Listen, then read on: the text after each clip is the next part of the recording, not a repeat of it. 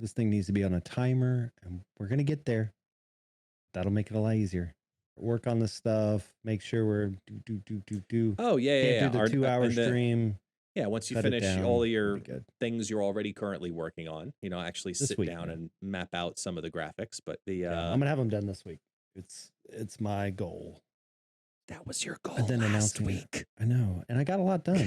I got all the I know. artwork done. I know. I So. saw. Doesn't mean I can't give you shit about it though. And then we just go right into it as always, and we say, welcome on in, everyone. Hello. For those who do not know, my name is Guest, also known as ItsGuestGaming, and this, as always, is DefaultDan. Welcome to the Snapback Podcast, where you snap and we snap back. DefaultDan, hi. How are you, sir? What's up, man? I'm doing good. Had a great weekend. Finally hit Infinite. We'll talk about that a little bit later, but yeah, Jelly. just doing good all around. You're bragging like, no big deal. Hit my Infinite, man. Just another Infinite season, I know. Oh, toss, whatever. But here I am. I started the season at 75 and then tanked my ass all the way down to 60. And now this past weekend, and then today, which I'll talk about the deck that I used later on in the podcast, got finally back up, and now I'm at 95. So I'm now finally making the Infinite push this week, probably tonight into the next couple of days. And oh boy, you got a week. Yeah, I'm not gonna lie, I'm a little nervous just because I know how many people have been talking about the fact that the cube donators are gone. So that grind now from 95 to 100 is harder than it ever has been before. And in a way, I'm happy about that because I feel like that should be how it should be. But at the same time, it's really, really tough. Yeah. So it's something to kind of harder. Yeah, it's also harder in this last week or two because now you have everybody trying. Everybody's trying. Yeah. They're being conservative with their cubes. You've got issues with, not just the retreats, but there's not as many bots. So I noticed in the first week or two, I was hitting a ton of bots. I got up to 90 pretty quickly, or 85 pretty quickly, and then 95 fairly quickly. And just kind of chilled for a while awesome. Because I was like, oh, there's going to be a bunch of bots and stuff. And then, the last couple days, not so many bots. A lot of people on. All right, a lot of people grinding. Bring it on. Maybe we'll bring in the this epic deck, this epic new Jeff deck, and see if that could. Because man, believe me, I would love to say the deck that I used today would take me to. I'm not gonna lie, it would be so thrilling. But I also know the reality of it too. So we'll see, because it got us from 85 to 95, with the jump. So it could, but. We'll see. We're going to try some fun stuff tomorrow, but either way, tomorrow's going to bring a whole bunch of fun new stuff for us because we also have a new card dropping, which is what we'll talk about. We're going to talk about the Swiss tournament and just tournaments in general, the one that just recently happened, and the slight surprise in win. We'll talk about that. We'll take a look at the OTAs that are going to be rolling out on Thursday, our predictions, our wants, what we think should happen, needs to happen, and then just kind of talk about, the decks that we're playing right now that got us to where we are on our infinite journey, or in your case, infinite climb, whatever. Yeah. So we'll take a look at those as well, because I mean, there's some really cool stuff, coming down the pipeline, and it's getting tougher and tougher and tougher to say, oh, I want this, I don't want this, because, I've been saying it for a while, on stream that, come May, I'm going to get all 4 of these cards. I want all 4 of them right away. I think it's near necessary to push for them because they're all going to be so game changing in their own, unique deck, in their own unique gameplay and way. It's probably the best series of cards I've seen them drop together, within the span of a month. Yet, like the fact that nobody's talking about Nebula and everyone's talking about these, that shows some strength. Yeah. Well, and I think it's going to be even crazier the following month. I mean, the following month we have the Spider-Verse. We're jumping in the Spider-Verse with all those cards that just got spoiled just the other day. I mean, there's, again, I think they're definitely stepping it up when it comes to these cards. Nothing like power. I don't think there's like power creep happening, but definitely they could do these cards and they've got some really spicy, good ones coming that should shuffle up, the meta a good bit more. So. Which we consistently need. We need and granted, I will say, I think the meta overall is in a very healthy place. I think that the adjustments they've made, now that Shuri's been knocked down 97 pegs and everything is now a little bit more predictable and the allure of Shuri is now weaned away, that it is a much better meta because it is a little bit wider. There are a lot of decks that do really well, not just two that do better than all, I think is the best way to look at it right now. But is the card that premieres in, I mean, from the time that we're recording this, it'll be out in a few hours. Is Stegron the card that is coming to the game right after Jeff? So very, very soon. And by the time this recording goes out, it is now live. Is Stegron the card that should make people say, I need to have this? No. So I know this is a card we talked about, I don't know, a couple podcasts ago. You liked Stegron, and when we talked about it, you had me convinced Stegron was me a good card until we found out that when you play Stegron, for you guys that don't know, so on reveal, move an enemy card from this location to another location. And so when we originally talked to it, it's kind of worded a little funny. Doesn't say random location. So there was the thought that maybe you got to pick the card and put it somewhere. And I think if you could have done that, which yes, would be a brand new mechanic, but again, we had Kitty Pryde and a few other cards bringing some new mechanics of being able to pick their card up. No, being able to pick their card up and put it where you wanted on their side. That would be a new interaction on the board. It's the blue stone just on their side. You move it as you wish. Right, but that's what I'm saying. Like you being able to actually physically touch their card to move it would be a new mechanic. Compared to this is like a mini after the fact Juggernaut, and I just don't. Back when Shuri was a big thing, maybe because Shuri was putting one red skull, was putting one card, by itself somewhere. But I think in today's meta, when you look at like the big decks that are out there, I mean, it's on reveal, so Cosmo blocks it. So if you're not doing it in a Cosmo lane and you're moving a card, wouldn't you just rather have Shang-Chi and just kill a card for 4 power or 4 energy? I don't think so, though, because I think that's not what the allure of the card is to me. The card isn't a big body mover. It's not the chance at sinking that, that Red Skull, that Thanos, that, that big beefy piece, and then shoving it off somewhere else. I look at this card as a clog card. I look at this as a card that's going to fit into my Master Mold deck, for example. I see this as a card that's going to say, okay, you're creating lane resistance, right? And now we're going to move things around and say, nope, you can't have this here. You have to have this here. For example, this is a huge Sandman counter right now. The fact that you can play this in a lane where someone plays down that Ebony Maw in turn 1, the second Ebony Maw drops, it's a Sandman deck. And it is what it is. So they're going to pick one of the other 2 lanes. And then you just wait. And you wait for that Dr. Doom. As soon as that Dr. Doom shows out, your counter is Stegron, launches that to the other side, where they go to play their Odin, and oh, guess what? It didn't happen. And either way, even if it's a leader, if it copies your Stegron on your side, it's moving yours into a better place because it'll line you up with another 5 cost, the Dr. Doom potentially that you just moved. So it's a direct cancel on Sandman, in my opinion.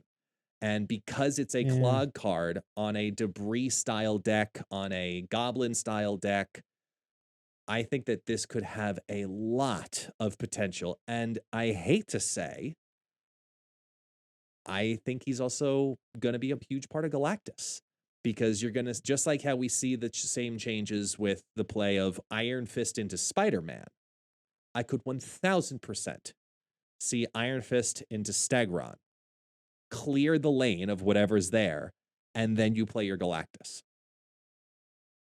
So I think there's a lot of unique mechanics in here that you might be underselling personally. I don't think he's going to be a game-changing card. I think he's going to be a very specific, unique tech card that only will fit into a certain number of, decks. Obviously, yes, he's a 4-cost card with 5 power, so you're going to want to try to maybe get him down as early as possible. Maybe look at him as a Zabu play, because at a 4/5, there's a lot of 4-cost cards that put a lot more value on the board versus what he does.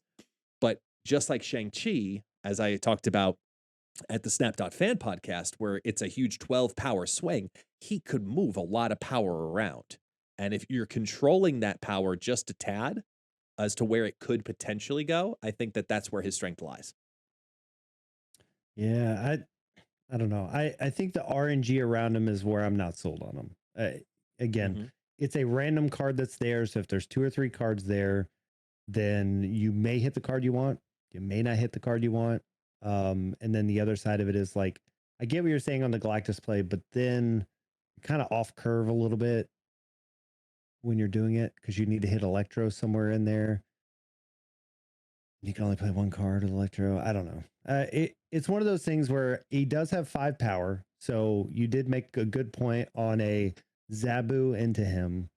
So you're looking at like a Polaris essentially, right? You're moving a card for a 3/5. But I don't know. I'm not sold on him. I think he's one of those cards where he may find a couple good YouTube shorts videos of somebody showing off what they did with him. I don't think he's going to change the meta. I don't think he's going to be this massive card just because of what we have at our 3, 4, 5 kind of plays right now. Again, if you're just moving 1 card, Polaris is at 3. Polaris can grab Ebony Maw. At 4, you've got a Shang-Chi, which actually kills something. So again, that means, so if you're looking at a turn 6 play, Shang-Chi is better than this. If you're looking at an early play for movement, you've got a Polaris to grab a 1 or a 2. And then you've got a Juggernaut to literally just be like, I'm sorry, whatever you're going to play in this lane is not coming in this lane. So maybe there is something there, like you're saying, Debris on 3, Stegron on 4, just to really mess with what's on the board. Maybe even into a Juggernaut later. But I don't know. I'm not sold on them. My tokens aren't going to go there. Just like you said before, my tokens are safe for next month because we got so many good cards coming. Yeah, I still keep doing the calculation though, because I'm sitting at about $8,000 in tokens right now, and I'm going, okay, we have the tokens pack, which is 4,500. That's also coming, and then there's the big pack in May. That's 10,000. Okay, that puts me at 22,000. So I'll have enough for there. Would I have enough time to also get Stegron? Because I truly feel that he has a lot more value. I just don't know. I have the same feeling about him as I did about Jeff. And I guess the fact that I gave in and spent tokens on Jeff and now have no regrets in doing so. Yeah. It's the FOMO side of me that's going, man, he's going to be so damn good. If he's as good as I think he's going to be, oh, this would be amazing. No, I think he's falling in line with Ghost. And he's falling in line with a few of these cards that look so good on paper. And then in real life, they're just not that good. Jeff is one of those that I think we all looked at him and were like, hey, that's a really cool mechanic, playing a Professor X. But now that we're seeing the rise of Sandman specifically, Jeff's value has gone way up. I also have Jeff. I also spent tokens on Jeff. And I think with those Electro, those Jeff, or those Sandman type plays, and now with Professor X, like Jeff is a really good card because of the meta right now. But if we ever get to the point that meta goes away like it did or wasn't a thing a few months ago, then Jeff's value is going to go down again. So it's kind of one of those ebbs and flows. I just don't see where, outside of Shuri making this giant return, just don't see Stegron really making as impactful play as some of these other cards that I mentioned. And again, I could be totally wrong. I think we were all wrong with Thanos on day one of Thanos. But then it turned into be like, oh, this is the snowball effect of what Thanos can do, right? We all kind of looked at it and said, the stones are going to clog your deck. They're all this, but after really playing with them, we saw some benefit. So hopefully we're all wrong on Stegron and he's going to be good. Maybe you're right on Stegron and he's going to be good. But for me, I just don't think he's that good. It's been recorded. He said, maybe I'm right. It's been recorded. Maybe. We have a clip that we will rewind to a month from now and be like, Stegron, meta changing card. Absolutely fantastic. DefaultDan didn't think so. Guessed? Yep. He was right. I do think and in 2 months, we're gonna be on the Snap fan tournament and be like, look, yeah, still 0 Stegrons doing nothing in the tournaments. Oh, that's going to be such a great clip. Save. All right. Overall, I'm going to pre-rank Stegron, honestly, as a B. I think he's going to be a good card. He's going to be a choice tech card. Obviously, at a 4 cost, you always think Zabu first. But I think his value is going to come on turns 5 and 6. So that's where I'm thinking, okay, this is either some kind of Sarah play. There's something else in here. I don't know what it is yet. You know, there's a lot of great brains out there. I haven't pulled the trigger. I'm still not sold on Stegron for me to spend $6K on him. Yeah. But I would not be opposed to doing it if the right conviction came down the pipeline. I guess a lot of people feel about Stegron the same way they felt about Super Skrull, where they're like, wow, this is such a really cool tech card. And they're like, yeah, this is cool. This is great. And then no one found like real uses for Super Skrull. And I got Super Skrull at like, he is to this day, not to rub it in your, salty wounds, but he is the only Series 5 card I've opened on the ladder. Only one. And I got him at like collection level, like 1600 or something crazy low, like really, really low. Yeah. And I liked him. I threw him in a Patriot deck. I had the Skrull Riot deck for a little while. It was like, okay, sure. I tried it out. And then ongoing just was mediocre for a little while. And then you'd get caught off guard if a random person played Super Skrull. And then there's been this resurgence of Super Skrull because there's been this huge resurgence of Patriot over the last last couple of weeks in particular, especially for the Infinite Climbs. And then in the most recent tournament over in Europe, those Super Skrull decks actually did well, so much so that they placed like high. And the thing is, it's not just Patriot, right? So he's showing up in Patriot decks because he benefits Patriot. Like the thing is, over the last few months with Thanos getting the big hammer, right? And now getting another hammer with Lockjaw also included this, and the leech change, which some could argue the leech change is actually a better change, more of a buff than a nerf, but it's definitely one of those things with that and Shuri going down. It's like, what is your next quote unquote easy versatile deck? And Patriot's one of those decks. Like literally you can win it with a 3-card combo. You just essentially have, I'm going to play Patriot and a Mystique into Ultron, and that can win a lot of games. You can have a 4-card combo where you just throw in Blue Marvel and all of a sudden the deck is amazing.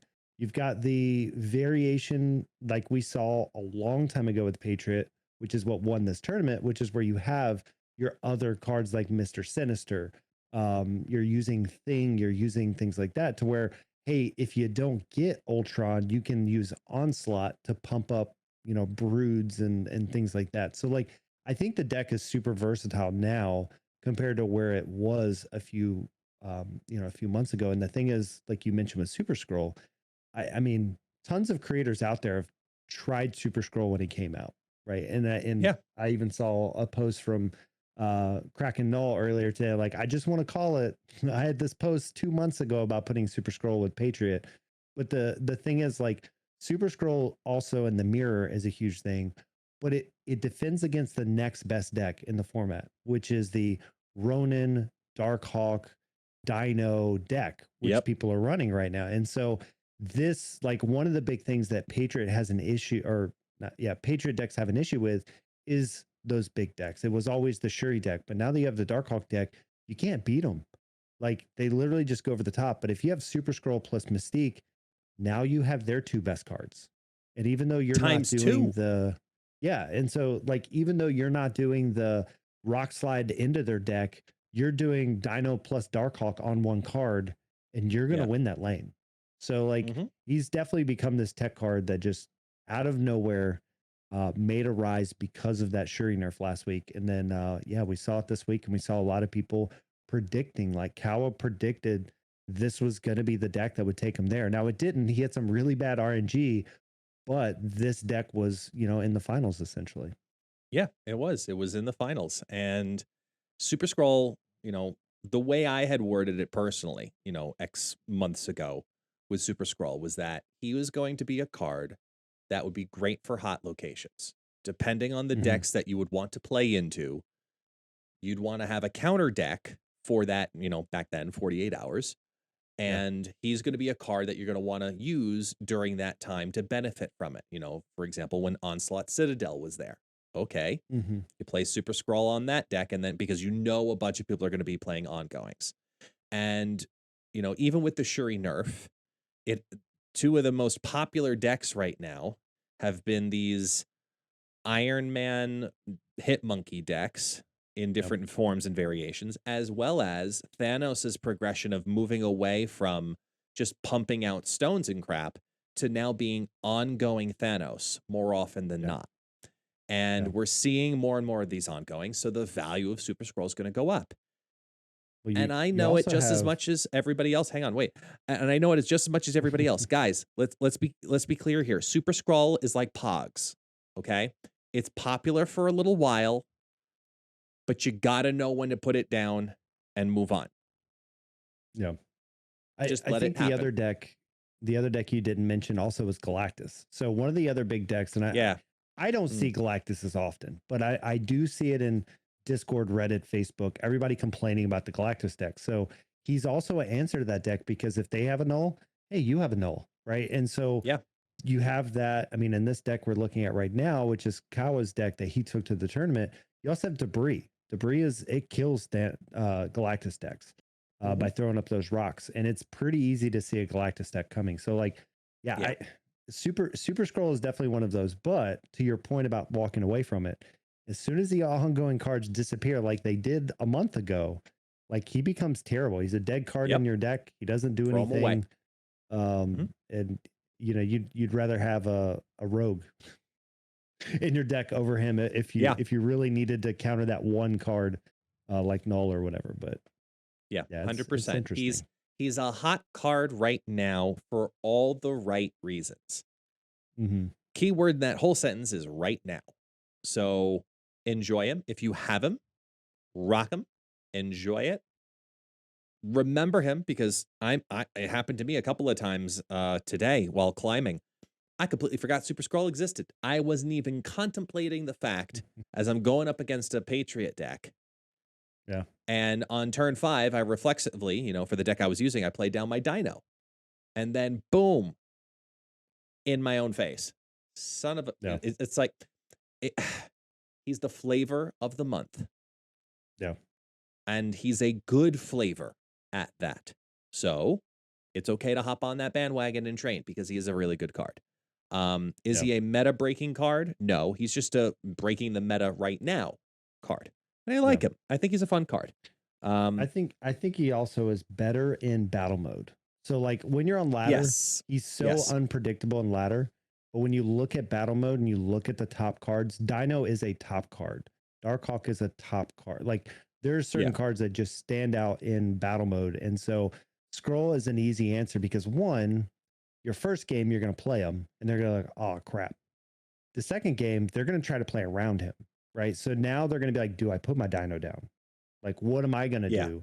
And so you may not even have to play Super Skrull, and you're going to mess with how they're playing. So there's a lot of upside to him specifically in battle mode over ladder in general. Like, again, he's going to have some games where he just steals it on ladder, but he's definitely much better when it comes to the battle mode stuff.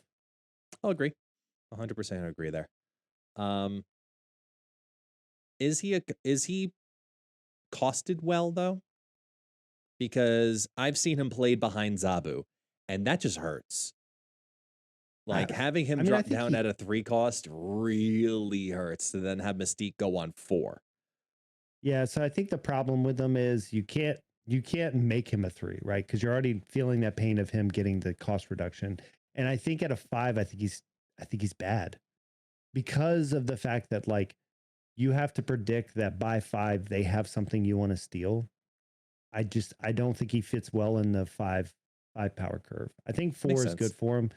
And it just kind of comes down to the fact that like, okay, sure, if they play him in Zabu, but you already have so many other worse cards, in my opinion, with Zabu, like Wong into Mystique and things like that, which again, I'm not saying worse as in they're broken and they need to be changed. I'm just saying like there's a lot of good 4s. And the problem is if you really think about it, there's a ton of good 3s, which is what made Surfer so good. So like, very true. I think, you know, it's hard, but we can't just start sticking everything at a 5 because then we're just kind of hurting ourselves. So I guess I mean, it does feel bad when your Dino or when their Dino costs 4 and yours costs 5. Yeah. So or your 6 drop it does hurt. And it his does hurt. 4 cost null. Yeah, not gonna lie, that shit hurts. Not gonna lie. No, the reason I ask is because we've got OTAs coming up. Yep. And we haven't, for the listeners, we haven't told each other our wants or needs or OTA, like, you know, thoughts and predictions for what's coming up this week. No one knows. You haven't gotten like leaked anything in the creator groups and that kind of stuff. We all find out together at the same exact time. There's no advanced knowledge. So before you say yours, it's now become a weekly or monthly thing, if you will, where another content creator, Raven, puts up his. And I wanted to get your reaction on it at the same time before I tell you mine and, you know, you tell me yours. Because he had some very interesting calls that I didn't personally see coming. No, I mean, there were some that I did not see coming that are very interesting. There are some that I agree with, and then there are, you know, some that I think are worth discussing. So for the nerf side of things, his wish list has nerfing Sandman, Patriot, and Armor. And remember, with OTAs, you're only adjusting numbers. That's all you can adjust on OTAs. So it's cost and power. At least that's what they've kind of mentioned and told us is for now. OTAs are going to be a lot of that, right? Right. For now, as they're, you know, doing these for the very first times, you know, it's supposed to be just numbers that go over the air. So he's expecting or hoping for Sandman to go from a 5-5 down to a 5-3. Patriot to go from a 3-1 down to a 3-0. And Armor to go from a 2-3 down to a 2-2. So on the nerfs, what do you think about that? Initial thoughts, Sandman's the only one I agree with. I think because Sandman is everywhere right now, a 5-5 seems a little rough because you're stopping your multiple turn 6 kind of plays, and they're playing Doom, right? And Doom is 15 power on turn 6. And if you don't have Doom, it's hard to beat that. So I would agree on the Sandman nerf. I mean, originally, like I mentioned, I think a lot of people don't like this, but I still think he should be a 3-drop. I think he should be a 3-1, in my opinion. Now, would I change that in an OTA? No, that's too big of a change to do in an OTA. But just because there's going to be a lot of ramifications around that card, dropping like that. But I think Sandman at shaving 3-1. So here's the thing, and I said this in the other podcast, but Sandman on 5 is only stopping. I mean, I guess technically you can get him on 4, right? If you Electro, which this deck probably already does, but at a 5, the only thing you're stopping is the Hip Monkey, is the She-Hulk Death, whatever combos, right? Where you're getting a ton of cards on turn 6. Right. When you look at something where when Sandman's coming down, when he was a 4, he always felt like he was 1 turn too slow when he was a 4. And I played him on and off a lot to try to stop things like the Thanos decks and things like that. maybe it's not needed because of all of the changes we've got to Thanos. But one of the big things was making him a 3 had him compete with the Thanos deck. Maybe it's not with Lockjaw only doing 1 card a turn. Maybe it's not needed anymore. But yeah, I don't know. I just feel like turn 5 is too late for Sandman outside of those 2 specific like examples.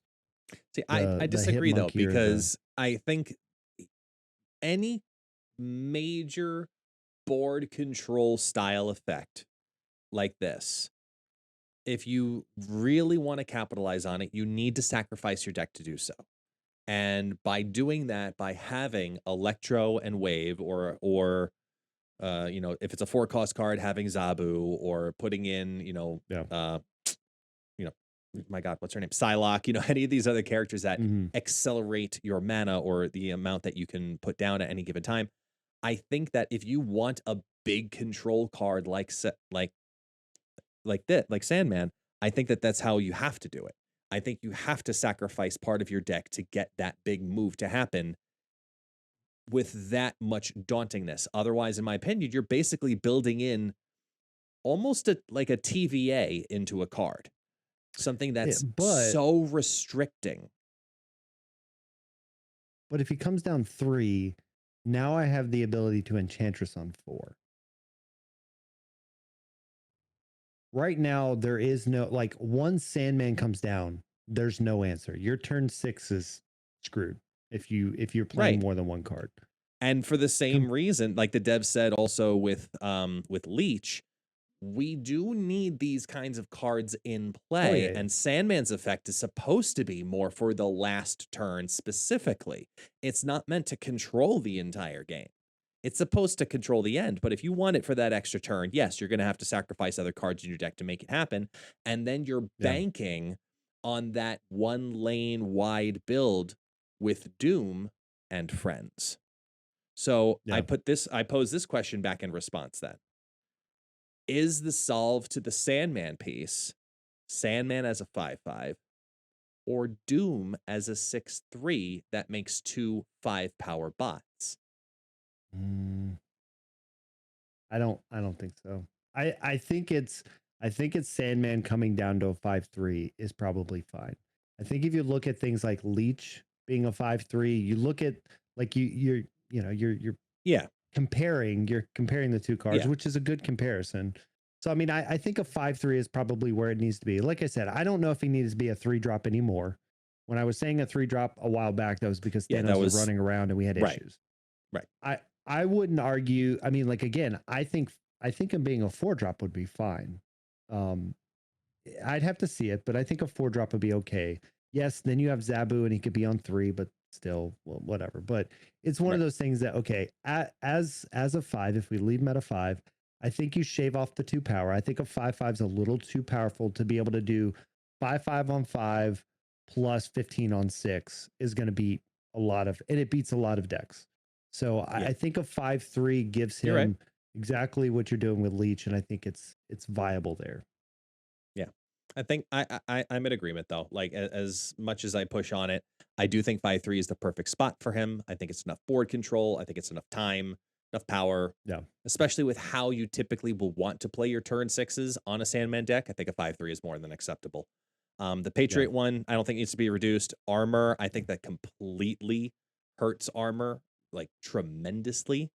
I don't like armor down at a 2/2. I think 2/3 is like a perfect stat line for him where it has a little bit of benefit. Yeah. I'm curious where his mind's at on Patriot, because to me, my Patriot lane, I'm usually not winning. Like, you're playing Patriot into Mystique, into Ultron, into Blue Marvel, like you're maybe getting 15 points there, and that's like a good roll. That's a good roll on him. That's true. You know what I mean? So like I don't see where that's going to make any difference. And to your point, like armor going down to a 2/2, I feel like, especially because Shuri got messed up, right? Like I don't think that 1 point's going to matter. And I just feel like right now a 2/3 helps them out a little bit. A 2/3 really helps you pick armor over some other cards at a 2-drop. So yeah, I don't like those 2. So I guess leading into that, before we look at Raven's buffs, I want to see what you think about your nerfs, though. So I want to kind of bounce this off a little bit. Do you have any specific nerfs, cards you think are too powerful right now that need to get changed? Yes. And what do you got, sir? I mean, you're going to see both if I put up the image, but because I have mine on the same image, similar to his. Okay. Because I have a list of buffs and nerfs. You want me to show you? You want me to tell you? I want. All right. Yeah, we'll go to your. I mean, we can see his buffs. Okay. So. We'll do nerfs. So these are the nerfs that I want. Hate me or not, and I'll explain them all. Right. Okay. I think Luke Cage needs to be a 2-0. I think the amount of power swing that he gives and knowing what's coming with High Evolutionary, I think that he deserves no power. He's strong enough as he is for changing the amount of, hazmat play, if you will, on your side of the battlefield. I think he does not need any power. I think he's very similar to an Adam Warlock in that aspect. That's nerf number 1. I have 4. Nerf number 2 is Maximus. I think it's time that Maximus takes a little bit of a seat, because it is not damaging to give your opponent 2 cards with the way that you play Maximus more often than not, or you're playing him behind Cosmo. So I think it's still a damaging effect, but not to the point in which I think they thought that he would be when he is being played. So you're not playing Maximus on 3 except in like Galactus decks exclusively. And that's really it. So it's not a negative thing in my opinion. So I think that he can take a power down. He goes from a 3-7 down to a 3-6. Sandman, I have Sandman in mind, exactly as is, as we just talked about, going down from a 5-5 down to a 5-3. And then I have Null. I think Null should go from a 6-0 to a 6-2. So that way, if you play Null, you're on par with the Galactus, who's at 2 power, which means if your Null's going to outdo, you've got to go over and supersede your Galactus, which is what Null should be played as. Those are my 4 nerfs. See, all right. So if I break, do you want me to give mine, or do we want to break down yours first? You can break down mine, and then I'll listen to yours. All right. So here's the thing. Luke Cage, sure. I guess the way I see it with Luke Cage is he's a 2-1. The 1 power isn't going to matter. So going to a 2-0. Whoa. Sure. Are you sure about that, Mr. Patriot argument? Should we revisit 10 minutes ago? Yeah, it's the same what I'm saying, thing. Though, is like it's the same thing. No, it's slightly different. It's slightly different. Go on. So with Patriot, you look at the fact of like, all right, so Patriot's pumping everything else. I'm worried about the other 2 lanes. With Luke Cage, you're usually using something like Valkyrie, or you're using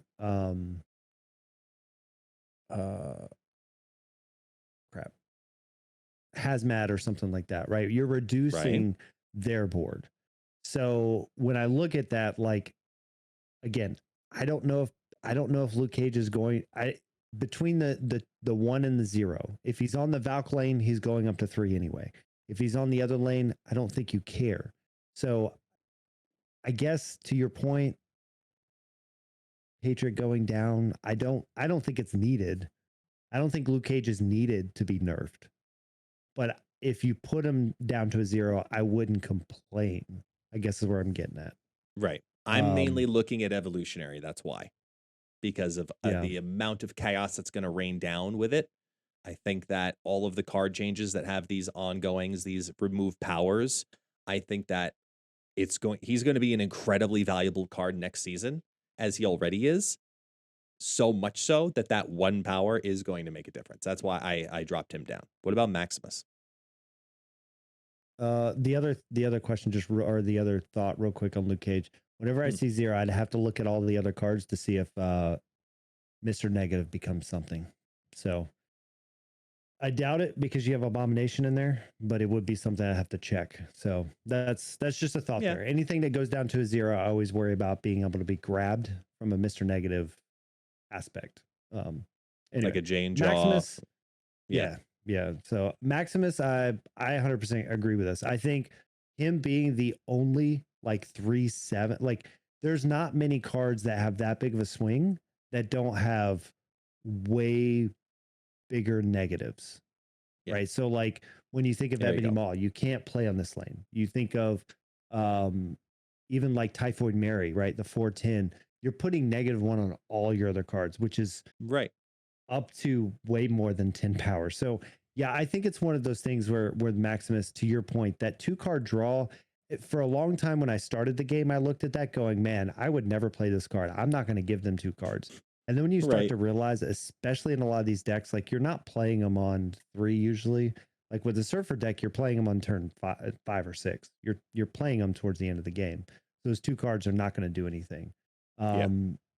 Or you're playing them behind a Cosmo, right? There's so many ways to do that. So I would agree. I think that this becomes a 3/6. I think it'd be a good change. It's just enough to where now if Surfer pumps him, you know, he's what, 9 instead of, or he's 8 instead of 9. I think that's fine. So Yep. I could get behind that. You know, honestly, no, I was gonna say maybe a 3/5, but 3/5 may be too low to give them 2 cards. Now you're on Polaris territory, and it's like, yeah. So I like still the in 3/6. still in being helpful territory at 3/5. At 3/6, it's like, okay, now we're getting a little weary here, and then 3/7 is just, you know, Black Cat.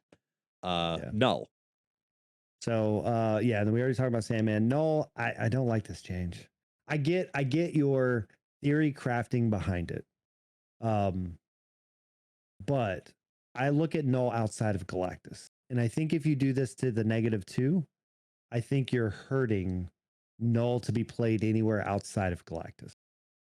Because Galactus is one of the big decks with him where you destroy 2 locations, you get a bunch of power. But if you think about going back to like the fun times, fun times of the, you know, Mr. Negative, Zola, Null, whatever, I think that -2 may hurt a little too much.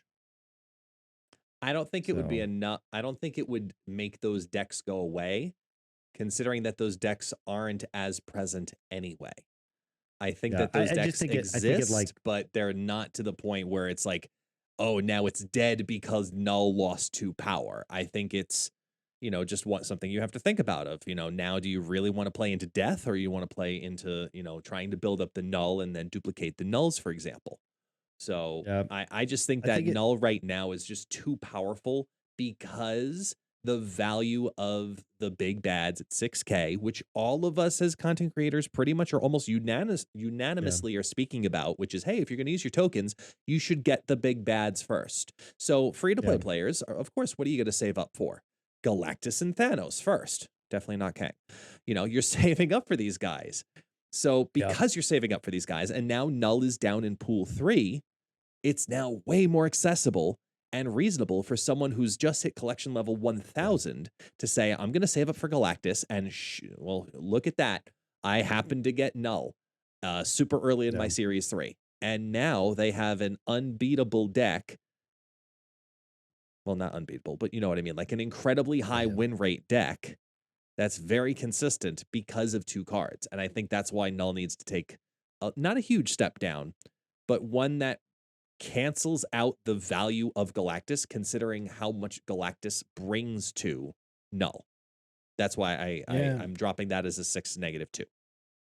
Yeah, I mean, I get the theory. I get what you're going at with it, but it's just one of those things where I think the -2 will hurt him enough. Like, yes, the other decks without Galactus aren't everywhere. There's barely any being played, but I do think that kind of puts the nail in the coffin. I feel like when we took Mr. Negative to -1, which again, I love it. I love the flavor about it.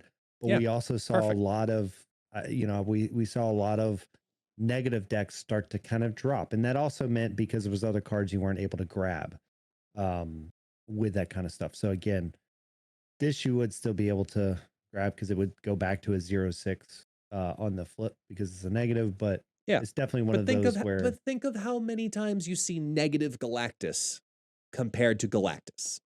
It won't raise the value of negative Galactus. I think that's why I push for that change.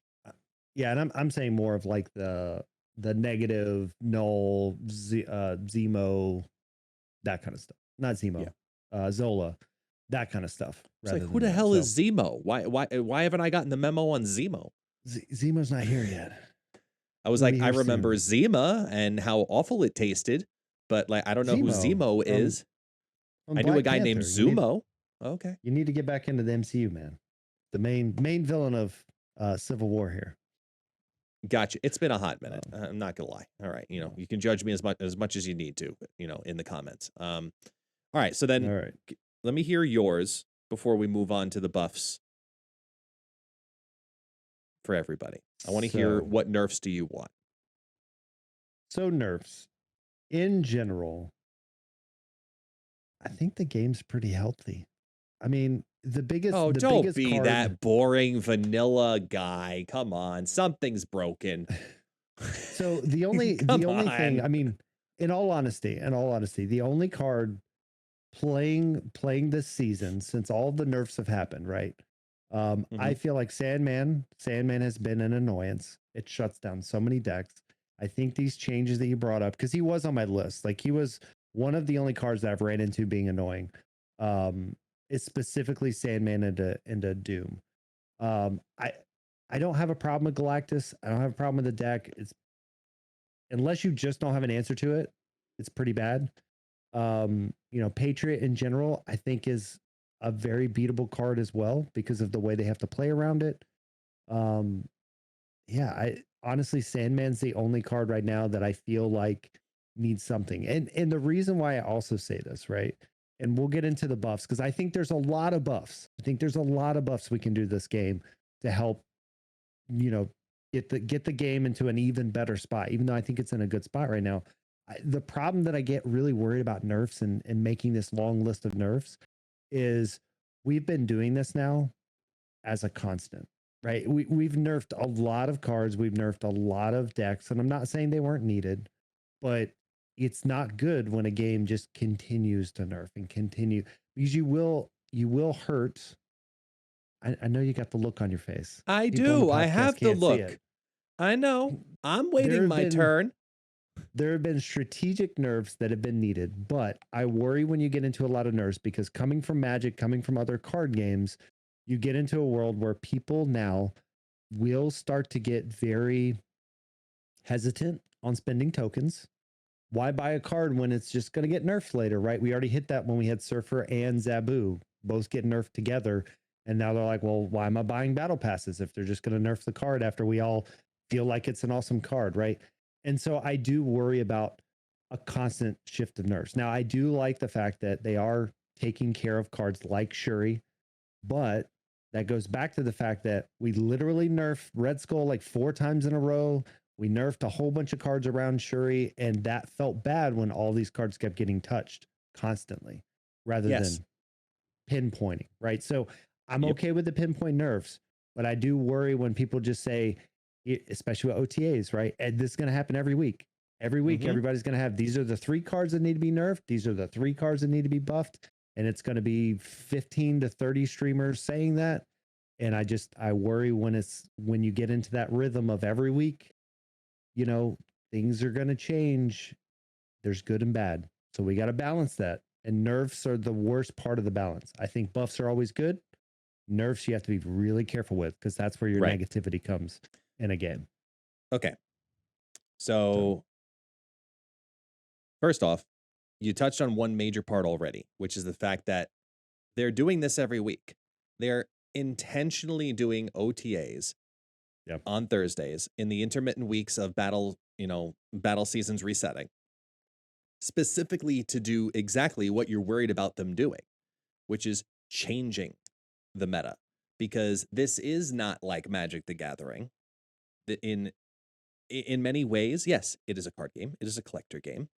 But because of the format that we have, which is digital, it creates a different environment for us to create consistent balance, versus in Magic, when you're spending physical dollars for a physical card item that you then will sell for physical cash. It's completely different, because then that item that you purchased for physical dollars at $100 now is valued at 5 because it got nerfed or banned in a tournament. I think that it's a completely different ballgame versus something digital entirely. Well, now there is money. You wait, hang on. I know where you're going. I know you spend money in the game with Arena. No. I just want to caveat it with Arena real quick. So during COVID, Arena rolled out, and I wish I knew the name of it, Alchemy. So they rolled out a new format called Alchemy where they can touch cards in Arena just like this. And again, there's a whole different issue with Magic specifically for it, but they did roll this out so they could tweak cards to see what would happen when they tweaked the digital cards. So it is, just in case anybody's listening and they're down in the comments going, actually on Arena, like, yes, they did roll this out in Arena as a thing that they're doing. But anyway, continue on. The history of Magic, though, is not Arena. Yes. The history and the point of why many people who, like yourself, is a longtime Magic player, you're not a longtime Arena player, you're a longtime Magic player.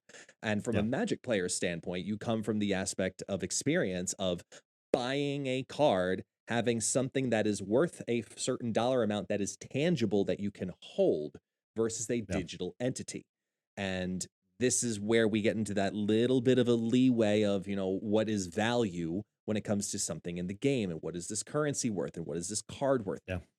Let's be honest here. It's worth nothing because it can't be resold. Okay. It has no other value outside of acceleration, and that type of monetary value doesn't change for you. It's not like your Jeff the Shark is more expensive than someone else's because it has the first edition. Your variant. I have the variant on Hitmonkey too. It's great. I love it. It's expensive because it's fancy and it's pretty, and that's the only reason to have it. That is it. This is the only reason to have it. Now, in regards to the OTA changes, the fact that they want them to do them is something to keep that meta in consistent check. It is meant to say, hey, this card is underplayed. Let's give it value. Or this card is overplayed. Let's reduce its value to constantly have that meta not only be ever changing, but ever balanced. Because as we talked about with the Thanos nerfs, and we'll call it nerfs because we'll talk about the whole scope of them. The Quinjet nerf was probably the biggest one that had the most impact on multiple decks.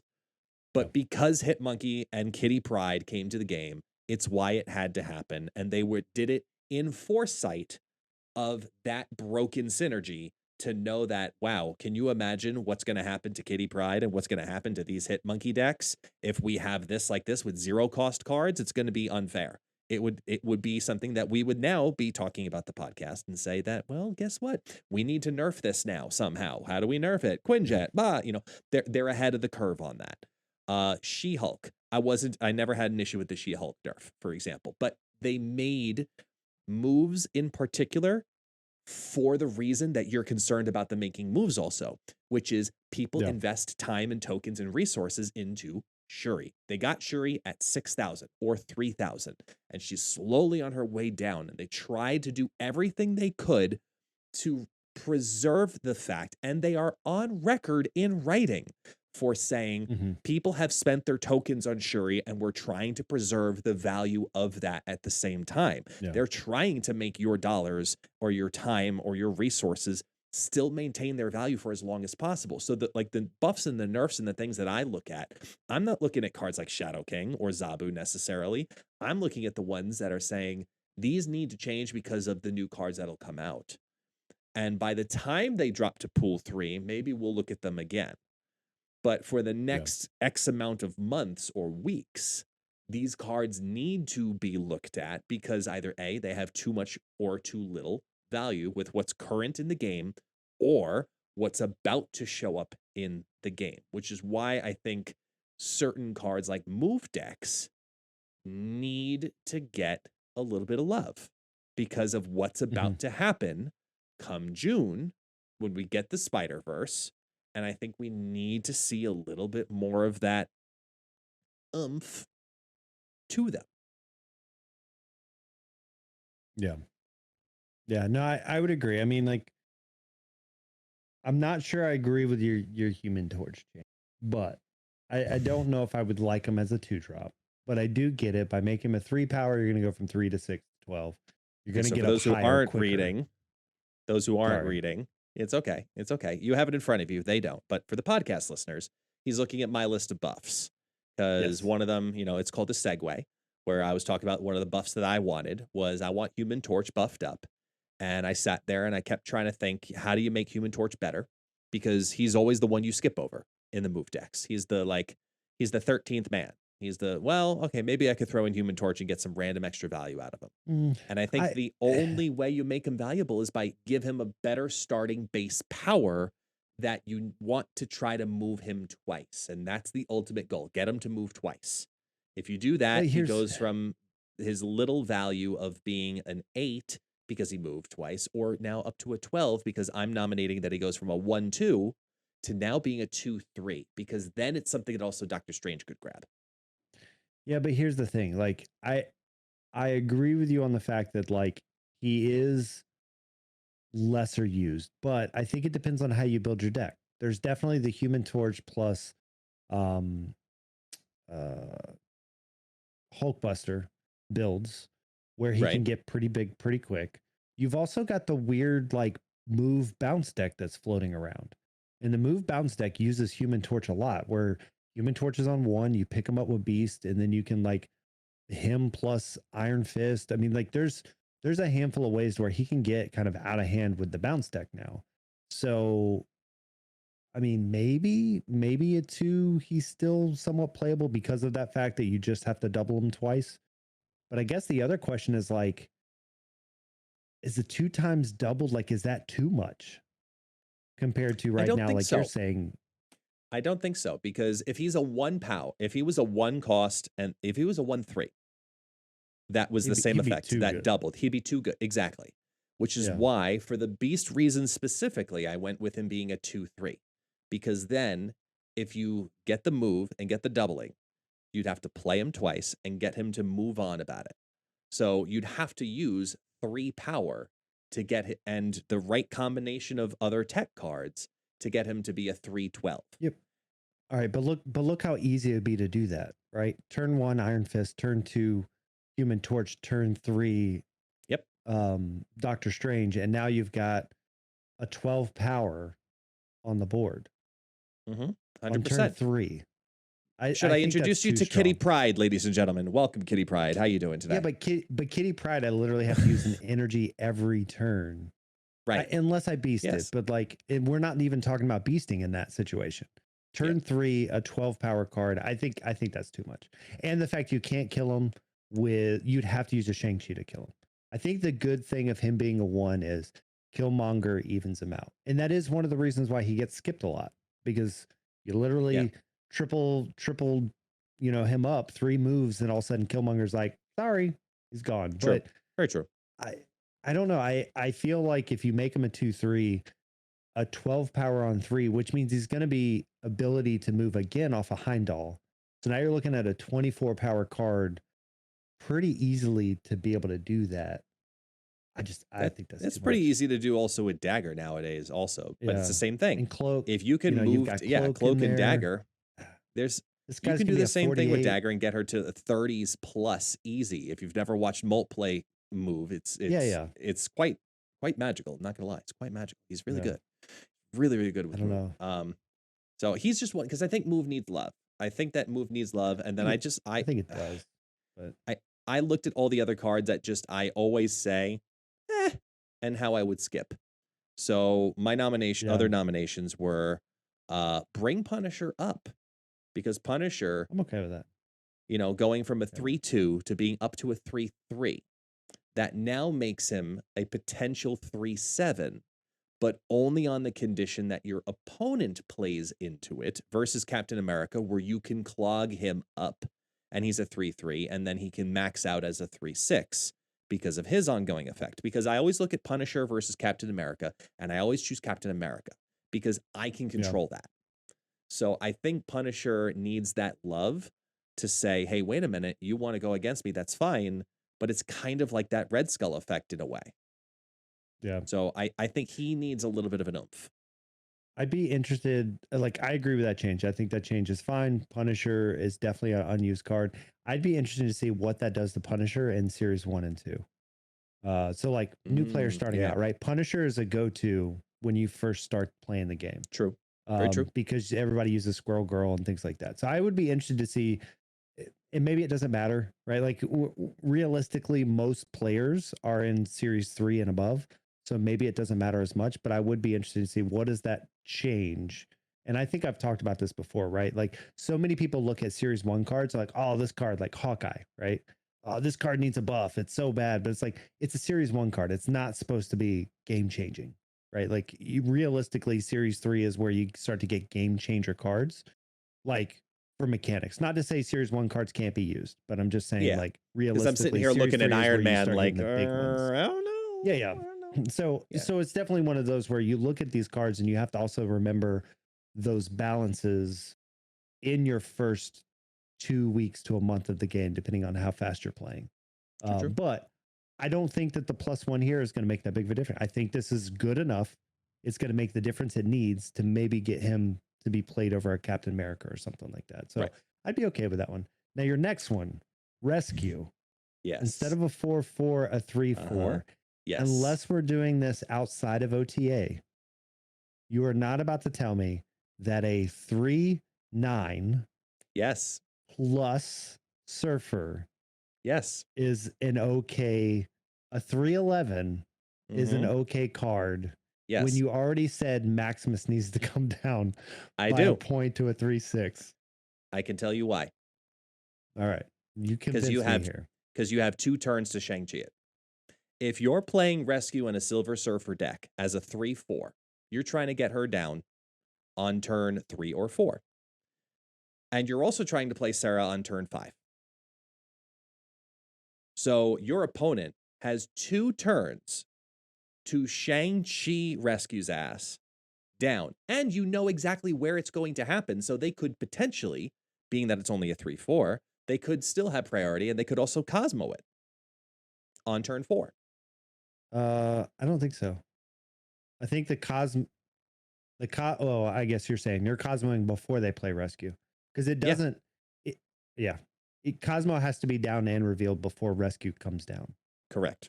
Just right. It won't happen. It's right. It won't happen afterwards. It's not like it's not a delayed on reveal of the other card. Yeah. Right. Exactly. So I think which is why I am nominating Rescue going from a 4/4 to a 3/4 specifically to mess with that potential play because of the prevalence of Shang-Chi. We know that Shang-Chi is in 50% of decks right now. Tournament-wise, on ladder, it's in over 35% of decks right now. Shang-Chi isn't going anywhere, and they have no interest in touching Shang-Chi as much as I want him nerfed down to a 4/1. They will not nerf him. So because they will not nerf him, if you're going to get that scaling piece to happen, just like with Punisher and Rescue, it needs to have the time to do so, not just let me drop a hard-ass 3/7 that's also going to boost up my Ronin. Or, or play behind a Cosmo that has no negative effect. I think that this one, because of the lengths in which you need to get through to get that hurdle jumped all the way up, I think would be justified because then your opponent knows right off the bat also, hey, you dropped that down on turn 3. If this is a Surfer deck, there's no way I'm beating that lane. And now they're committing all their power also to the other 2 lanes already by turn 4. So I think because of the multi-step process of Rescue, I like that challenge where could you use her? Could you not use her? Are you really going for the on reveal? Are you going for the buff up? Or am I going to get Shang-Chi? Do I need to play armor now in this deck too? Like, because armor was played for a while, but then maybe now you have to if you want to get this mechanic to work. It adds so many other questions to it because there are layers to build up Rescue, which is why I put her at a 3/4 as a nomination. I don't know. I think you could convince me with a Rescue dropping to a 3 if you touched her on reveal. And again, non-OTA, but I think if you brought her on reveal down 1 to a 4, and then you have a 3/8, maybe you bring her down to a +3. It's a 3/7. I could definitely get behind that. Well, now if you're touching you're doing Groot then basically. So you're in Groot territory at that point. you're doing a group that you can control, right? We go back to the cards where it's like you're playing a card that you can control compared to what they're doing. So, I mean, Which I means think it's you're got to ending be up. at least 3/7 then, because if Hawkeye goes up to a 1/3 from a 1/1, then Rescue's got to go from a 3/4 to at least a 3/7 in my opinion. But Yeah, I no, like I the idea agree. of her I going think to Shang-Chi range immediately because I'm sadistic.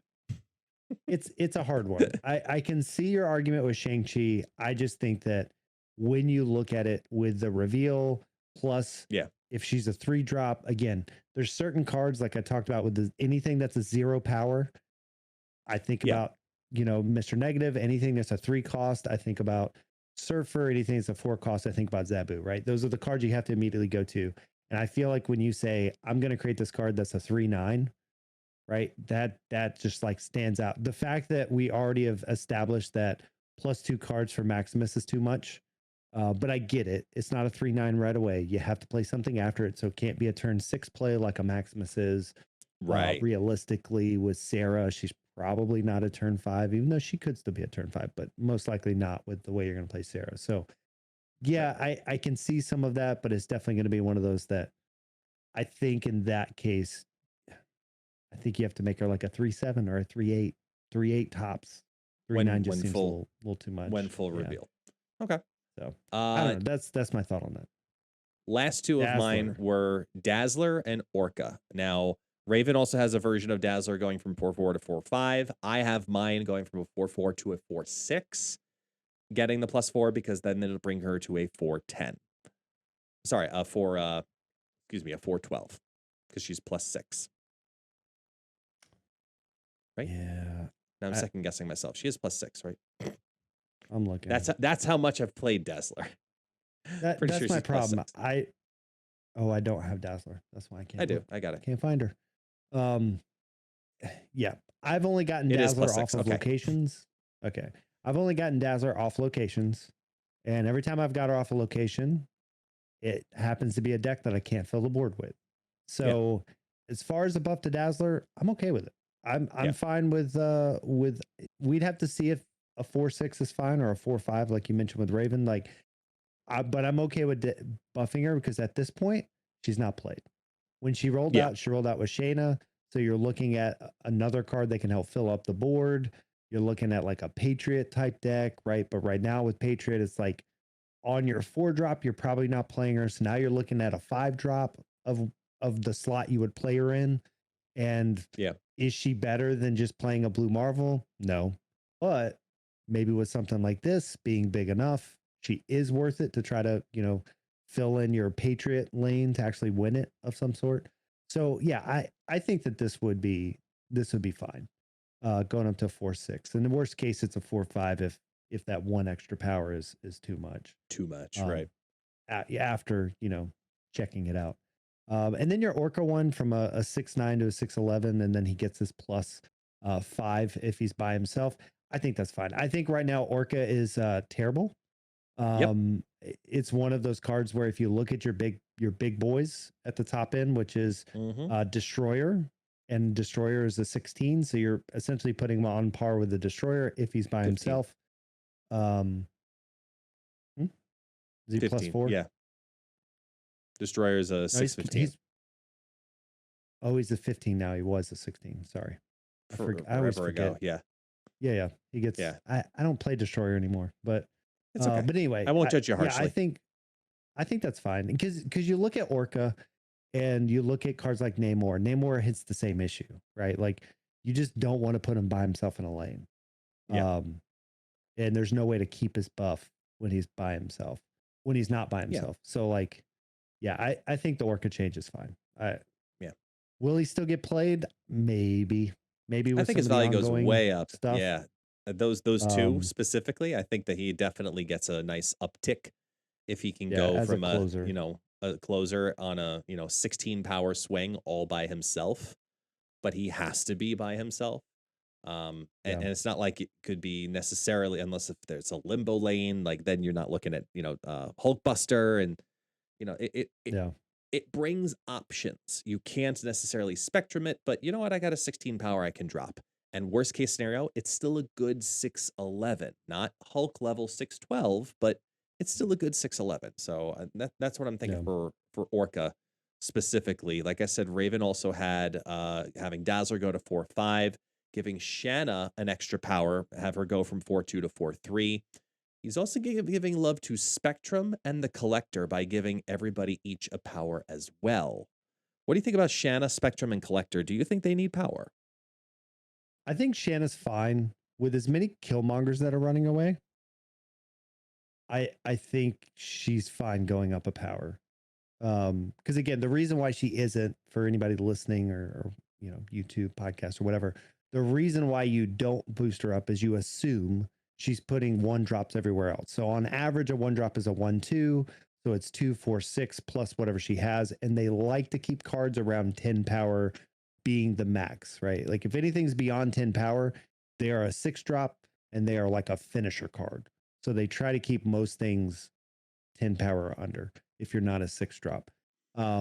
So it's one of those things with Killmonger being everywhere and there being a lot of ways to fight 1-drops. There's not a bunch of like game-changing 1-drops. There's good 1-drops, but there's not a lot of game-changing 1-drops. I think it's fine to add 1 power there. As far as the other ones, I don't know. I don't know if Spectrum needs power, honestly. I think Spectrum brings, +2 to all ongoings on the field. Like that's a large swing already. I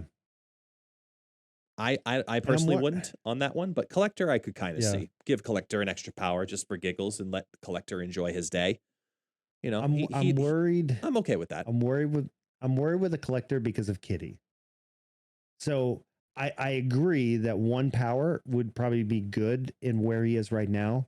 But the fact that Kitty's going back to your hand every turn and it's a have to now, and the fact that everybody's going to get her free, I think it's going to give you 1 more big card on the field. And again, I was using Kitty when Collector didn't work and the deck worked well. So the fact that Collector is going to work with Kitty, you're now going to have another huge threat. And I would worry about that. Again, it's 1 power. Maybe that 1 power doesn't matter, but I definitely think it's something to watch out for when we get a little bit with Kitty. I think that becomes a pretty solid and consistent deck. I think Collector needs it, but just mark my words. Collector, Howard the Duck, and Iron Lad. Bring it on. There's gonna be some good ones. Yeah, there'll be some fun combos. Now, all right, so I'm gonna give you a couple of my buffs. Go. All right, so we're gonna do them one at a time because I'm still kind of looking through some stuff. Because the problem is a few things I've seen in y'all's list are things I was thinking about. So, Watu, I think Watu needs to go up to a 1/3. So Watu is a powerful card in the fact that if you have him in your opening hand, you can see the locations. But if he's not in your opening hand or not your first draw, he literally becomes a bad card in your hand. So most people never put him in their deck because of that situation. You just take your chances with the locations. But I think if you make him a 1/3, I think you actually make him a very viable card in battle mode as well. Because now, if you have him in opening hand, you can take advantage of that and you may put a 1/3 into a battle mode deck. I see what you're saying. I think that mechanic needs to be a delay mechanic, though. I think it needs to be something along the lines of he's a 1/2. If he starts in your hand, he's a 1/2. If he appears into your hand after turn 2 or after a certain turn, he then turns into a 1/3. I would be down for that because I agree his value completely disappears and it's next to nothing. But I don't think that's an OTA change for him. I think he needs a mechanic change specifically. What if it's a 1/3 if you play him at a non-reveal location? So he only gets his buff if you play him in the first 3 turns or 2 turns. Plus 1. Well, plus 1 if played into a non-revealed location. Yeah, I like that. I don't know. I could be down with that. It's an interesting mechanic, but then maybe that feels really bad if you draw him later. He's still a 1/2, but yeah, I mean, I mean, it's a know. Watu. There's only I so think much he play needs you're some going to love. get out of that anyway. Yeah, Right, he needs a core mechanic change.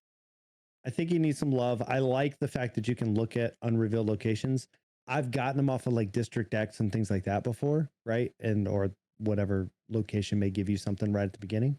And it be a nice thing to have. But he just doesn't show up in any decks. Yeah. So Watu is definitely one of those that he needs something, because I think the mechanic's cool enough and needs to get some play. But a 1/2 is not going to do it. And then he can't be anything above a 1/2 because, or like, he can't be anything above 1 drop, because I feel like you really want him on 1 drop. No, you need him as a 1 drop, 100%. Well, you need him in your hand on turn 1, but yeah, I don't know. All right. I glazed over the Hawkeye thing, but I don't really want to touch Hawkeye just because of the Series 1 stuff. But again, hey, how he never gets featured. Even in his own Disney Plus series, he still was just a sidekick. So. All right. Next up, as I'm kind of scrolling real quick, I had another one a second ago. Buff here. We're going to talk about non-OTA. Crystal needs a buff, but we're going to continue through that. Yeah. Crystal needs all of the love. I have a nomination for Crystal, but yeah, she's not OTA. She's not OTA she's not OTA. No, Crystal needs a whole nother mechanic. I think if you looked at Crystal and Quake, I think you should be able to play them anywhere and trigger their abilities, to be honest. Maybe that's too powerful, but I think that would make it better. Quake, I'm okay with like that. Not Crystal though. What? I think I have a whole nother rework for Crystal that I think is all too fun and potentially creates a whole new deck style just for Crystal alone. And that's leave her at her cost and power, leave her at a 4/4, but it's almost a mini Attilan in a way. Maybe even make her a 3/4 by doing it, where it shuffles, you fill your hand, and then the ongoing effect is that you cannot draw any more cards. So you know immediately your whole hand right off the bat. Make her a 3/4. Discard your not discard. Mix your hand back in. Always, and then fill your hand with 7 cards from your deck. Ongoing effect. While the ongoing is valid, you cannot draw any more cards. So now you know for turns 4, 5, and 6 exactly what you have, but that's a plus and a minus. Maybe there's magic cards like that, and then some decks they're really good. Other decks they feel terrible. That's the point. I know, but if you think about like some of the discard cards and things like that, or like you feel about how bad Black Widow is, where it's like, oh look, you can't draw any more cards. It's rough. I don't know if I would ever play a card that would put me in that position. I mean, you could draw your Enchantress, but you could draw your Enchantress. Yeah. I just think about some of the locations that play a card from your hand, or things that make you draw cards in your hand from your deck that you don't want. Exactly. So. It's got a plus and a minus. Yeah. Yeah, but she needs something. Yeah, definitely. So next up, I think Captain Marvel needs to go up to a 7. No. 7 power. No. So right now she is a 5/6. No. Vision is a 5/7. Yeah. Vision gets the move as a 5/7. That's why. And I think she needs to go up 1 without Shuri being around to double her. And even in some of those matches with Shuri doubling her moving didn't matter. I think if you make her a 5/7, you might as well name her Thanos, because then you will officially just straight up kill Vision. I don't think you kill Vision. I think Vision. Why would you play Vision in comparison to Captain Marvel if they're both 5/7? A lockjaw deck only. That's it. That's the only advantage at that point. Because you want that ability for flexible movement post reveals on turn 6, which is the whole feature to her, which is why she has less power than Vision. Because sure, you could play down Vision on 5 and then know, oh, I can move this at my will to redirect power for that final turn. Or this is my insurance clause in case if that lane is locked down or I can't play into it or whatever. So the 6 power is enough of a swing. And you're paying for novelty in mana by making her 5 cost. Yeah, I don't know. I feel like right now there's so many games where, I mean, most games, her moving doesn't win the game right now. And I feel like that's the whole part around her card is she should be able to win you the game by moving. And not to say 1 power is going to win you 50% more games, but that 1 power is going to win you 10% more of the games.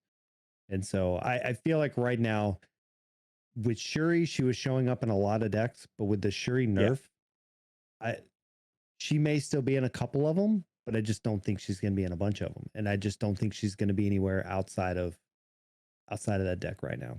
She needs 1 more power just to make a little bit more of a difference. But I mean, I get what you're saying though, like with Vision. I don't know. I don't feel like Vision gets played as much outside of the same thing, a Shuri deck or a Lockjaw deck. So you're not really right. Like by doing that, when you say it kills him, he's still in the same decks he's in. Just he's got a different mechanic. Showing up on Lockjaw, be able to move it, so you still have a place to play in. Compared to her, she's not moving till after the game. And again, like it was said in chat for the live audience here on Twitch. Again, if you guys want to join us live, we do this Mondays live on the channel. But yeah, it's one of those things where with the fact that you have like Dracula revealing at the very end of game and things like that, you still have those spots where even if you gave her 10 power, she's still not going to win you the game. But I think boosting up 1 and seeing what it does would be interesting as a buff. And nobody would get mad if you boosted up once and like 3 weeks later boosted her back down 1 if it didn't work out. Yeah. It's like the buff of the week and then it's gone. Yeah. Yeah. When they're like, oh crap, everybody's using her. Well, that's going to happen with all these OTAs anyway. Like as a content creator, I'm ecstatic for the OTAs because I can make content on Fridays and say, hey, want to try to use the new version of try this deck. Whoa. You know, like for me, it's great. As a player, I mean, half of the OTAs aren't even going to matter to a lot of people just because they're probably not going to be in decks that they like to play. But hopefully the whole goal is to incentivize that creativity of the community. Like, hey, this card has relevance now with its extra power or reduced cost or new synergy because of blank. You know, like that's why I want the rescue change. What else you got? And I think that's really all I had kind of looking through it. I mean, I think between the ones we've mentioned, the ones you've mentioned, all the other creators out there throwing out, I mean, I think there's a lot of cards where they can add a power, right? And they have the stats. They can look at it. We can go on snap.fam, whatever, right? And be like, what are the 3 lowest playing cards? All right, let's add a power. Let's see what happens, right? They did that with a lot of cards this last big change with like Black Cat and a few of those where it's like, Black Cat's only in 1 deck. She will only ever be in 1 deck. It doesn't matter. You can make her a 10 drop. She's still only in that hella deck because of her mechanics. So I think the OTAs are fun because they do. And again, going back to my statement before, I think the buffs are fun and I think the nerfs are going to be interesting. And they got to be real careful because nerf has that negative connotation about it. And it can do a lot more damage than a buff can. Because you can always buff something and then come back 2 weeks later and say, you know what? We buffed it. We saw a huge uptick in this and it became detrimental to the meta. So we're bumping it back down 1. But again, most games, unless the card has some crazy power like Rescue, where you're getting all the pluses and all of that to it, 1 power is not going to make or break a game. But, you know, I think that's, again, it may win you 5% more games, but that's not going to kill the meta. It's when they do these giant changes or these mechanic changes, they have to be really careful for, which are not OTAs. Yeah. So luckily, those are once a month, essentially, and these are weekly. And I'm liking it. I'm interested to see because they targeted some very interesting cards last update, which I'm equating to the OTA, the Sentry change, the Shadow King change, right? The few cards that they touched. So I'm really interested to see what they're actually going to touch this time. And I don't think it'll be Human Torch. I think the card's used way more than we think about, because if you look in Series 2, the move deck is one of the biggest decks that's used there, and Human Torch is in the Series 2 move deck. So I think he's going to show up on a lot more radars because of those numbers. But definitely love all the other ones that you've put on here. Like I said, I think most of the other ones are pretty interesting and fun, and I would be interested. So in the chat below, in the YouTube video, in the comments, if you're on Spotify, come over to guest Discord and beat them up over it. But let us know what you think of this rescue change, because to me that is the biggest one that stands out in this whole list. That means I've done my job. All right. So speaking of standing out, Mr. Infinite, segue. So just to wrap up here with something easy, something fun for the community, we've got our I don't think we're going to call them decks of the week, just the deck you're playing right now. Yeah. The deck of the right now. I don't know. We'll figure out a better name, but just, I asked you, what are you playing? What'd you use either to get to Infinite? What did you, a deck you've really enjoyed recently? And we'll try to do this as the closer potentially for, episodes to come as well. Like, hey, I tried this. I love this. Recommend this. It could be our deck. It could be somebody else's deck. It doesn't matter. It's just throw a deck suggestion out to you. And you threw me this concoction of just like really bad, evil green people. Is this yours? How I do it. So this is not specifically my deck. This is a deck I saw. I'll caveat. This is a deck I used a long time ago. So this deck has resurfaced because one of the big bad cards that got nerfed out of existence has returned, which is Leader. So everybody listening to the podcast, Leader is back, and Leader is a card. People have forgot about Leader. And you can catch a lot of people off guard with the deck, but it's the basic death wave. So we're looking at Hood into Bucky into Carnage or Deathlock or Killmonger, that kind of stuff. A lot of really good cards in here, the simple death wave. But when you look at the top end, we've got Leader, we've got She-Hulk. She-Hulk already made her debut in death wave a while back, and Leader is returning as your top end 6-drop. So all in all, this is just an easy deck to pilot once you know how to use Death Wave.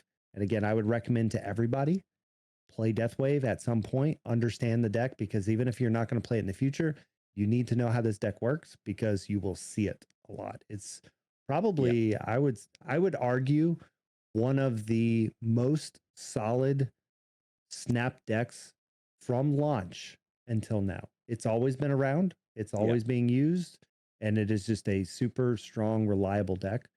Not to say it's the top end, right? You have the crazy Galactus decks. You have the Darkhawk, Dino decks and things like that.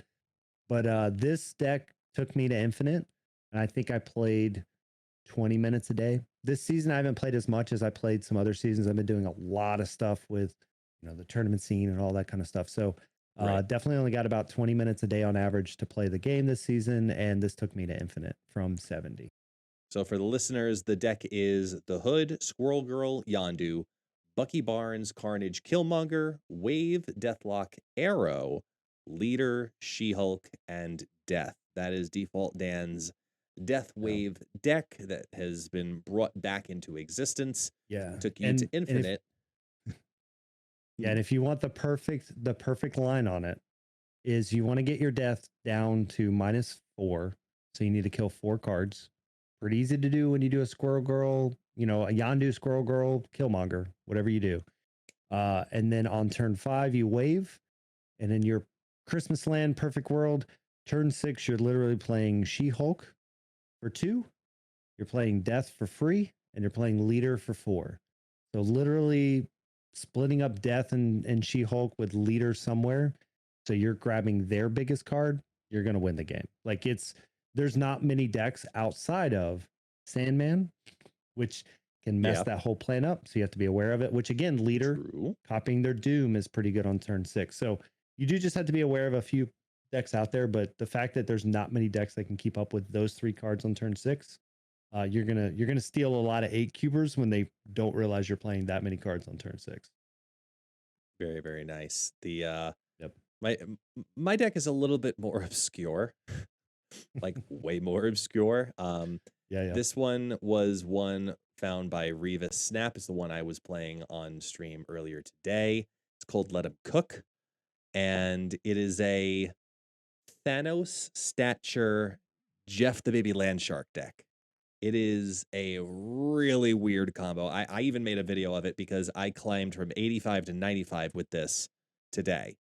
And I'm tempted to see if it'll take me to infinite tomorrow. But we're also, we got a lot on the agenda tomorrow. So the Let 'Em Cook deck is Jeff the Baby Landshark, Lockjaw Killmonger, Wave, Miles Morales, Devil Dino, Stature, Black Bolt, Doctor Doom, America Chavez, Thanos, and Death. And the whole goal is kind of similar with Wave on 5.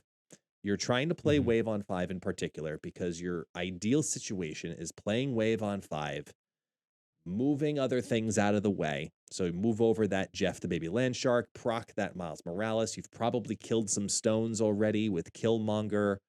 Go ahead and get that Death out and that Miles Morales out. And Devil Dino, if all goes well too. So you're playing multiple cards also on turn 6 on this one. This has the Stature Black Bolt piece in here because it pops out a Lockjaw very frequently, and now you've got a 1-cost Stature the rest of the game. And there's a lot of lands that'll also help you discard that card too. So I think every deck right now also should always be playing Doctor Doom, if not Leader, just to copy Doctor Doom. Just because as of right now with the Sandman meta, every single one's got to have one of those two, just to prepare for that, just in case. So I have Doom in there to spread wide on turn 6, just in case. America Chavez to reduce down the percentages in the deck. It's like 3 to 4% each by having Chavez be a guaranteed 6, and you know what's going to happen pretty much by turn 5 with this deck right off the bat, almost every single time. It is surprisingly consistent. Really, really shocked, and it was really fun. It was so much fun. And we talked about this a little bit just in chat when you had sent me over the deck. And there is a handful of people that have similar decks, variation decks that are kind of popping up in the last day on Twitter. To your point, like Revis did some of the stuff, but it's interesting because I feel like the other reason why it catches people off guard is they're seeing Thanos, they're seeing Lockjaw. So because we've seen Thanos Lockjaw so many times, you're expecting very particular cards. So when Black Bolt pops up or Stature pops up or Miles pops up, and you're just like, what are they doing? Did they just throw cards? And so it's very hard to predict what are you doing on turn 4, 5, 6, because you're expecting these other cards, and that's not what you're not seeing. Leech, you're not seeing, your She-Hulk, right? These cards that are just synonymous with this deck. And so it's a very interesting build. I'm excited that it's gotten you this high, this quick, up there, and hopefully people don't catch on to it and you can get these last 5 levels before they do. But yeah, it looks like a fun deck. It's got a lot of synergies in it. It's got a lot of pieces that seem to kind of work together. And if you get, I won't say your perfect draw, but like if you get Black Bolt early off a Lockjaw, definitely your Stature's better. But yeah, it looks fun. It's one of those decks to try. And I will say there really is not too much more fun than playing Black Bolt